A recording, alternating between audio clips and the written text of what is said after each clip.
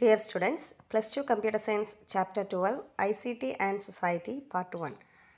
ICT എന്നുള്ളത് എന്താണ്? Information and communication technology. അതായത് ഇൻഫർമേഷൻ ടെക്നോളജിയുടെ ഒരു എക്സ്റ്റൻഡഡ് ഫോമാണ് ICT എന്നുള്ളത്. നമുക്ക് ടെലി കമ്മ്യൂണിക്കേഷൻസും കമ്പ്യൂട്ടേഴ്സും തമ്മിലുള്ള ഇൻറ്റഗ്രേറ്റ് ചെയ്തിട്ടൊക്കെ വരുന്നതാണ് ICT എന്നുള്ളത്. അത് നമുക്ക് എന്താണെന്ന് ഡീറ്റെയിൽ ആയിട്ട് നോക്കാം. So ICT means information and communication technology is the term often used as an extended synonym for information technology, and it is more specific in integrating telecommunication and computers, comprising of many technologies for capturing, storing, processing, interpreting and printing informations. അപ്പോൾ നമ്മൾ പറഞ്ഞു information ടെക്നോളജിയുടെ ഒരു extended synonym തന്നെയാണ് ICT നമ്മൾ use ചെയ്യുന്നത്. നമ്മൾ കൂടുതലായിട്ട് എന്തിനാണ് സ്പെസിഫിക് ഇൻറ്റഗ്രേറ്റിംഗ് ടെലികമ്മ്യൂണിക്കേഷൻ ആൻഡ് കമ്പ്യൂട്ടേഴ്സും ടെലികമ്മ്യൂണിക്കേഷനൊക്കെ ഇൻറ്റഗ്രേറ്റ് ചെയ്ത് വരുന്നതാണ് ICT എന്നുള്ളത്. And comprising of many technologies. എന്തൊക്കെ ടെക്നോളജീസിലാണ് നമ്മൾ യൂസ് ചെയ്യുക? ഇൻഫർമേഷൻ ക്യാപ്ചർ ചെയ്യാൻ, സ്റ്റോർ ചെയ്യാൻ, എന്തെങ്കിലും ഇൻഫർമേഷൻ പ്രോസസ്സ് ചെയ്യാൻ, അതല്ലെങ്കിൽ ഇൻ്റർപ്രറ്റ് ചെയ്യാനും ഇൻഫർമേഷൻസൊക്കെ പ്രിൻറ്റ് ചെയ്യാനും വേണ്ടിയിട്ടൊക്കെയാണ് നമ്മൾ യൂസ് ചെയ്യാറുള്ളത്. ആൻഡ് ICTയുടെ സർവീസസ് എവിടെയൊക്കെയാണെന്ന് നമുക്ക് നോക്കാം. Information technology has increased the number of services that are available with the help of computers and communication technology. ഈ ഒരു കാലഘട്ടത്തിൽ നമുക്ക് ഇൻ്റർനെറ്റ് ഇല്ലാതെ അല്ലെങ്കിൽ ആ ഒരു കമ്പ്യൂട്ടേഴ്സ് ഇല്ലാത്ത ഒരു കാലത്തെക്കുറിച്ചൊന്നും ഒരിക്കലും ചിന്തിക്കാനായിട്ട് സാധിക്കില്ല. അതുപോലെ തന്നെ പല മേഖലകളിലേക്കും ഇപ്പോൾ അതൊക്കെ കൂടി വരികയാണ്. പണ്ടത്തെ പോലെ നല്ല പല മേഖലകളിലേക്കും ഇപ്പോൾ ഇതെല്ലാം ഇൻഫർമേഷൻ ടെക്നോളജിയും അതൊക്കെ നമുക്ക് കമ്പ്യൂട്ടേഴ്സിൻ്റെ ഒക്കെ യൂസേജ് അല്ലെങ്കിൽ കമ്പ്യൂട്ടേഴ്സ് ആൻഡ് കമ്മ്യൂണിക്കേഷൻ ടെക്നോളജി അതൊക്കെ നമുക്ക് കൂടുതലായിട്ട് വരികയാണ്. അപ്പോൾ എവിടെയൊക്കെയാണ് നമ്മൾ ഈ സർവീസസ് നോക്കാം. The first service is governance. നമ്മളെ ഗവൺമെൻറ്റിൻ്റെ തന്നെ പല കാര്യങ്ങൾക്കായിട്ടും ഇപ്പോൾ ICT യൂസ് ചെയ്യുന്നുണ്ട്. ഇപ്പോൾ ഗവൺമെൻറ്റിൽ നിന്ന് സിറ്റിസണിലേക്കോ അല്ലെങ്കിൽ ഗവൺമെൻറ്റിൽ നിന്ന് ബിസിനസ്സിലേക്ക്, അതുപോലെ പല മേഖലകളിലേക്കും ഗവൺമെൻറ് തന്നെ ICT എന്നുള്ള സർവീസ് യൂസ് ചെയ്യുന്നുണ്ട്. So governance is the application of ICT for delivering government services to citizen in a convenient, efficient and transparent manner. അതായത് ഗവൺമെൻറ്റിൻ്റെ സർവീസസ് ഓരോ സിറ്റീസുകളിലേക്കും കൺവീനിയൻ്റ് ആയി അല്ലെങ്കിൽ എഫിഷ്യൻ്റ് ആയി അല്ലെങ്കിൽ ട്രാൻസ്പാരൻ്റ് ആയ ഒരു രീതിയിൽ തന്നെ എത്തിക്കാനായിട്ട് സാധിക്കുന്നുണ്ട് from government to citizen. And it facilitate interaction among different stakeholders in ഗവേണൻസിൽ പല ഡിഫറെൻ്റ് ആയിട്ടുള്ള സ്റ്റേക്ക് ഹോൾഡേഴ്സിനും ഇൻട്രാക്ട് ചെയ്യാനായിട്ട് ഗവൺമെൻറ്റായിട്ട് ഇൻട്രാക്ട് ചെയ്യാനായിട്ട് ഈ ഗവേണൻസ് ഫെസിലിറ്റി നൽകുന്നുണ്ട്. ആൻഡ് നമുക്ക് പല തരത്തിൽ, അതായത് ഓരോരുത്തരും പല രീതികളിലായിരിക്കും ഈ ഗവേണൻസ് ആയിട്ട് ഇൻട്രാക്ട് ചെയ്യുന്നത്. അപ്പോൾ എങ്ങനെയൊക്കെയാണെന്ന് നമുക്ക് നോക്കാം. നമുക്ക് 4 ടൈപ്പ് ഇൻട്രാക്ഷൻസ് ആണ് വരുന്നതിൽ. ഫസ്റ്റ് ഇൻട്രാക്ഷൻസ് എന്താണെന്ന് വെച്ച് കഴിഞ്ഞാൽ ഗവൺമെൻറ് ടു ഗവൺമെൻറ്. ഗവൺമെൻറ്റിൻ്റെ തന്നെ പല ഡിപ്പാർട്ട്മെൻറ്റ്സ് ഉണ്ട്. ആ ഡിപ്പാർട്ട്മെൻറ്റ്സ് തന്നെ ഡാറ്റ നമുക്ക് ഷെയർ ചെയ്യാനോ അല്ലെങ്കിൽ അതുപോലെയുള്ള പല കാര്യങ്ങൾക്ക് നമ്മൾ യൂസ് ചെയ്യാറുണ്ട്. അപ്പോൾ അതാണ് first one, G2G. That means government to government. It is the electronic sharing of data or information among government agencies, departments or organization. ഒരു ഡിപ്പാർട്ട്മെൻറ്റിൽ നിന്ന് വേറെ ഡിപ്പാർട്ട്മെൻറ്റിലേക്ക് അല്ലെങ്കിൽ ഒരു ഓർഗനൈസേഷനിൽ നിന്ന് വേറൊരു ഏജൻസികളിലേക്കൊക്കെ നമുക്ക് ഡാറ്റ അല്ലെങ്കിൽ ഇൻഫർമേഷൻസ് ഷെയർ ചെയ്യാറുണ്ട്. അതാണ് ഗവൺമെൻറ് ടു ഗവൺമെൻറ് ഇൻട്രാക്ഷൻ എന്നുള്ളത്. That means G2G. And second one is G2C. ഗവൺമെൻറ്റും സിറ്റീസണും ഓരോ പൗരന്മാരും തമ്മിൽ ഒരു ഇൻട്രാക്ഷൻ ഉണ്ടാവും. That means it creates an interface between government and citizen. Here the citizen enjoy a large range of public services. അതായത് ഡയറക്റ്റായിട്ട് നമുക്ക് ഗവൺമെൻറ്റിൽ ഓരോ സിറ്റിസണും ഒരു ലാർജ് പബ്ലിക് സർവീസസ് നമുക്ക് ഗവൺമെൻറ്റിലേക്ക് നമുക്ക് ഇൻട്രാക്ട് ചെയ്യാനായിട്ട് സാധിക്കുന്നുണ്ട്. That means it is an interface between government and citizen. That means G2C, government to citizen. And next one is government to business ഹോൾഡേഴ്സിനാണെങ്കിൽ ആ ഒരു ബിസിനസ് കമ്മ്യൂണിറ്റിക്ക് പല കാര്യങ്ങൾക്കായിട്ട് ഗവൺമെൻറ്റായിട്ട് ഇൻട്രാക്ട് ചെയ്യേണ്ടി വരാറുണ്ട്. സോ നമ്മൾ അവിടെ എന്ത് യൂസ് ചെയ്യും? That governance tools are used to aid business community to interact with the government. That means G2B.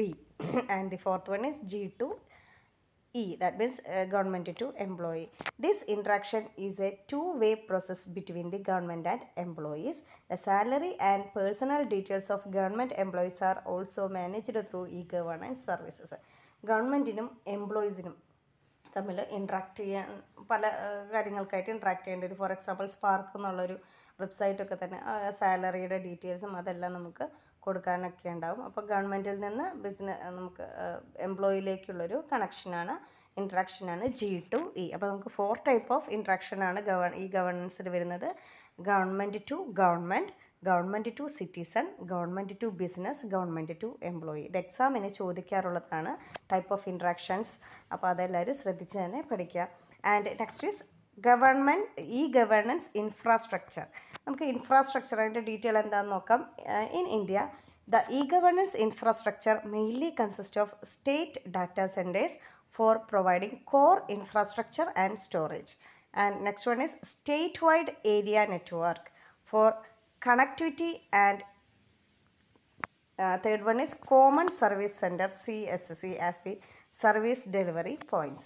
നമ്മൾ ഇൻഫ്രാസ്ട്രക്ചർ സാധാരണയായിട്ട് ഇപ്പോൾ 3 കാര്യങ്ങളാണ് അവിടെ പറഞ്ഞത്. SDC that means state data സെൻറ്റേഴ്സും, അതുപോലെ SWAN SWAN that means state wide area network, and last word is common service centre CSC. State data സെൻറ്ററിൽ നമുക്ക് കോർ ഇൻഫ്രാസ്ട്രക്ചറും അതുപോലെ സ്റ്റോറേജൊക്കെയാണ് പ്രൊവൈഡ് ചെയ്യുന്നത്. SWAN നമുക്ക് കണക്ടിവിറ്റിക്ക് വേണ്ടിയിട്ട്, ഓരോരുത്തരും കണക്ട് ചെയ്യാൻ വേണ്ടിയിട്ട്, കണക്ടിവിറ്റിക്ക് വേണ്ടിയിട്ട്, അതുപോലെ കോമൺ പീപ്പിളിന് കോമൺ സർവീസ് സെൻറ്റേഴ്സും നമ്മൾ യൂസ് ചെയ്യണം. ഫോർ എക്സാമ്പിൾ അക്ഷയൊക്കെ നമ്മൾ കോമൺ സർവീസ് സെൻറ്ററായിട്ട് യൂസ് ചെയ്യാറുള്ളതാണ്. ആൻഡ് ഇനി അത് ഓരോന്നും ഡീറ്റെയിൽ ആയിട്ട് നോക്കാം. First one is SDC, state data centre. It provides several functionalities which include keeping central data repository of the state, securing data storage, online delivery of services, citizen information or service portal, state intranet portal, disaster recovery. ഈ മേഖലകളിലൊക്കെയാണ്, അതായത് നമ്മളിപ്പോൾ പറഞ്ഞു data secure data നമുക്ക് data സെക്യൂറായിട്ട് store ചെയ്യാനും, അതുപോലെ online delivery of സർവീസസിൻ്റെ, ഗവൺമെൻറ് സർവീസസിൻ്റെ ഓൺലൈൻ ഡെലിവറിക്ക് വേണ്ടിയിട്ടും, അതുപോലെ ഓരോ ഇൻഡിവിജ്വലിൻ്റെയും ഓരോ സിറ്റിസൻ്റെയും ഇൻഫർമേഷൻസ് കീപ്പ് ചെയ്യാനും, അതുപോലെ ഓരോ സ്റ്റേറ്റ് ഇൻട്രാനെറ്റ് പോർട്ടലും, അതുപോലെ ഡിസാസ്റ്റർ റിക്കവറി, ഇവിടെയൊക്കെയാണ് നമ്മൾ സാധാരണയായിട്ട് ഈ സ്റ്റേറ്റ് ഡാറ്റാ സെൻറ്ററിൻ്റെ ഫങ്ഷനാലിറ്റി ഇൻക്ലൂഡ് ചെയ്തിട്ടുള്ളത്. And SDC also provide better operation and management control and minimise the overall cost of data management, resource management, deployment.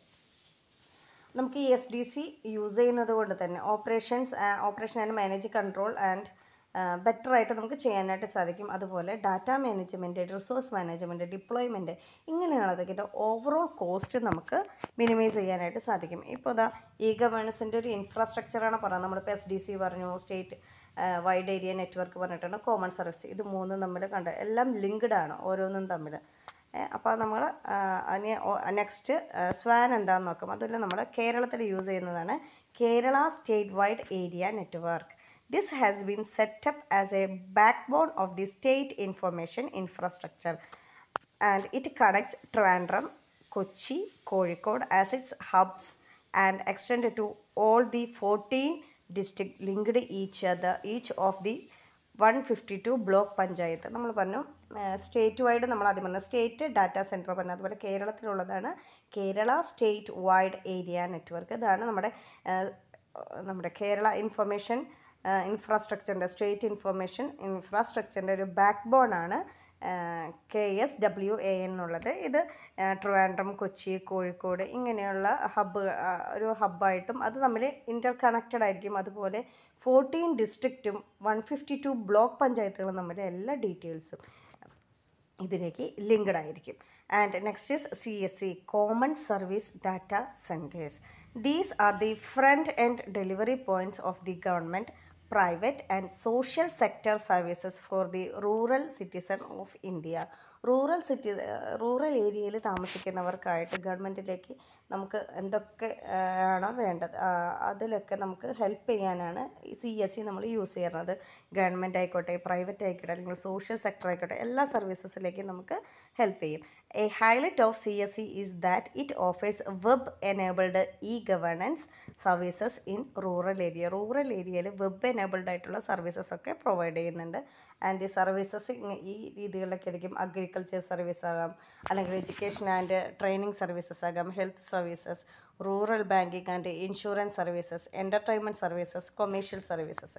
ഇതൊക്കെയാണ് ഇതിൽ നമ്മൾ ഈ സർവീസൊക്കെ സാധാരണയായിട്ട് നമ്മൾ യൂസ് ചെയ്ത് അക്ഷയ സെൻറ്റേഴ്സ് വഴിയാണ്.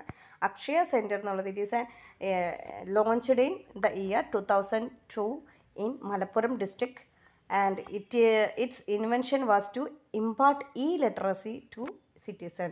അതായത് സാക്ഷരത ലിറ്ററസി എല്ലാ ജനങ്ങളിലേക്കും എത്തിക്കാനായിട്ടായിരുന്നു അക്ഷയ സെൻറ്ററിൻ്റെ ഇൻറ്റൻഷൻ and it was convinced as a landmark ICT project by Kerala State Information Technology Mission. KSITMൻ്റെ ഒരു ലാൻഡ്മാർക്ക് പ്രൊജക്റ്റ് തന്നെയായിരുന്നു അക്ഷയ സെൻറ്റർ എന്നുള്ളത്. To bridge the digital divide and to bring the benefits of ICT to the entire population of the state.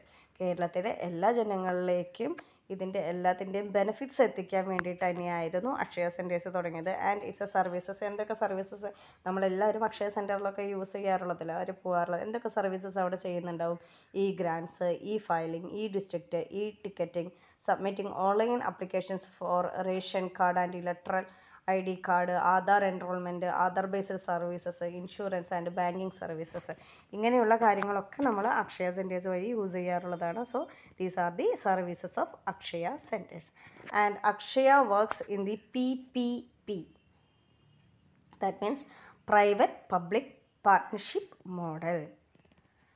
And what are the benefits of e-governance? First benefit നമ്മൾ governance use ചെയ്യുന്നതിനുള്ള benefits എന്തൊക്കെയാണെന്നൊക്കെ it lets to automation of government സർവീസസിൻ്റെ automation നമുക്ക് ചെയ്യാനായിട്ട് സാധിക്കുന്നുണ്ട്.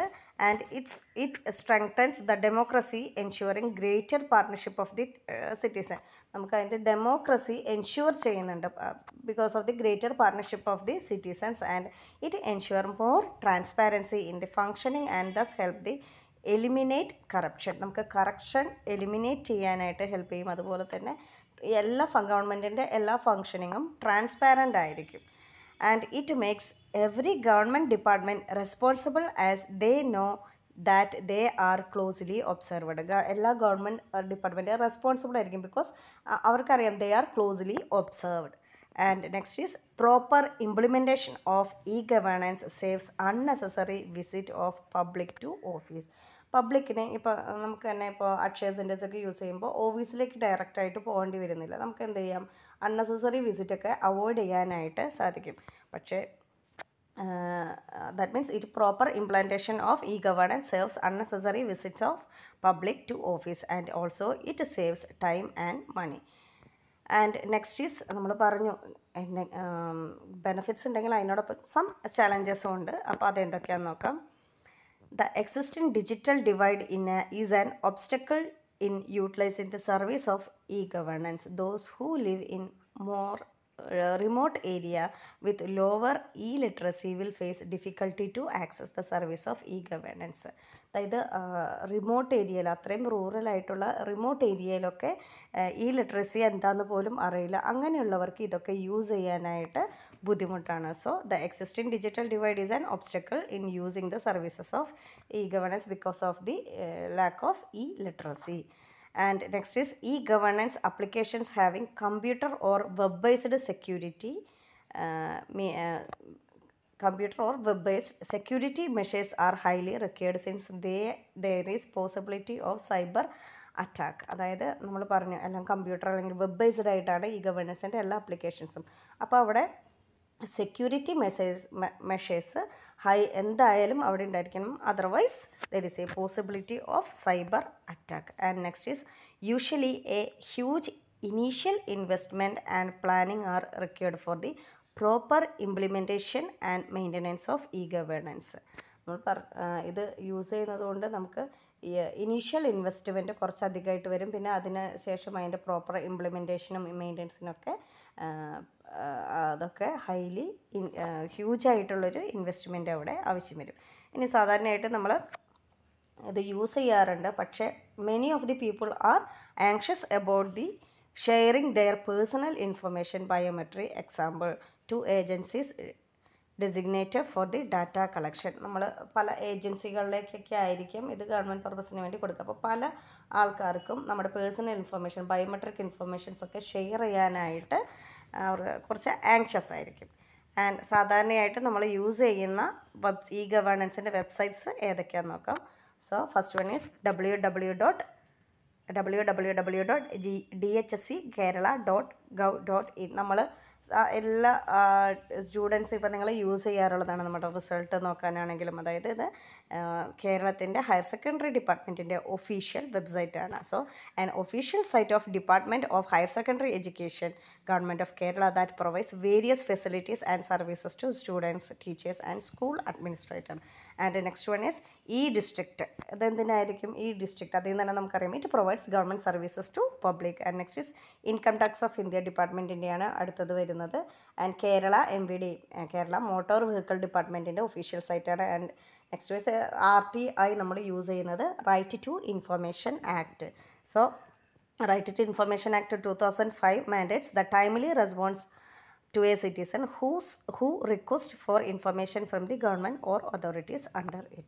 And the next one is IT mission. അത് നമ്മൾ ഇതിനായിട്ട് is a government of Kerala site which provides managerial support to various IT initiatives. And last one is Spark. നമ്മൾ ആദ്യമേ പറഞ്ഞിരുന്നു G2E പറഞ്ഞ സമയത്ത് government to employment. It is a web based G2E integrated solution for services and payroll management. Salary സിസ്റ്റമൊക്കെ ആയിട്ട് ഗവൺമെൻറ് എംപ്ലോയീസിൻ്റെ സാലറിയും കാര്യങ്ങളൊക്കെ നമ്മൾ സ്പാർക്ക് എന്നുള്ളൊരു വെബ്സൈറ്റ് യൂസ് ചെയ്തിട്ടാണ് ചെയ്യുന്നത്. അപ്പോൾ ഇന്നത്തെ ക്ലാസ്സിൽ നമ്മൾ ഡിസ്കസ് ചെയ്തത് ICT ആൻഡ് സൊസൈറ്റിയിലെ the services of ICT. And the first ICT services is e governance. And the type of interactions in e governance are G2G, G2E, G2C and G2B. And the challenges, benefits and useful e-governance websites are discussed. Hope all these topics are clear to you.